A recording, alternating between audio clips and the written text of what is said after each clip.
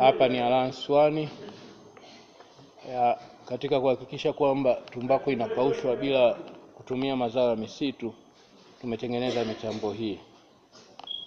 Tunategemea kuwafikia wakulima 250 katika msimu huu wa mwaka 2016-17. Tutafikia wakulima 250, na hapa tunaonyesha kwamba tayari tumeshafanya kazi tulikuwa tumepewa na Alliance One na kukamilisha. Changamoto iliyopo mbele yetu ni jinsi gani wakulima watakaotumia mitambo hii watapata malighafi ya kutosha na kuachana na ukataji wa miti kwa ajili ya ukashaji tumbaku. Malighafi itakayotumika hapa ni maganda ya karanga, pumba za mpunga, mabaki ya mbao, randa za mbao, ikiwa na maana sawdust, rice husk, peanut shells na takataka zote kwa ujumla.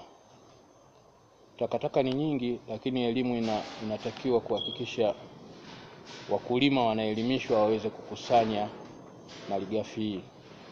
Kwa hiyo serikali inawajibika kuhakikisha kwamba inasaidia kwa njia moja au nyingine kukusanya malighafi ya kutosha, kuwafanya wakulima hawa mwaka huu wanatumia malighafi hizo ili kuwa mfano kwa ajili ya kutumika kwa wingi katika misimu mingine. Kazi niliyopewa na Alliance One nimeikamilisha, na hapa viroba hivi vyote vitatumika kwa ajili ya kukusanya malighafi na kuhifadhi.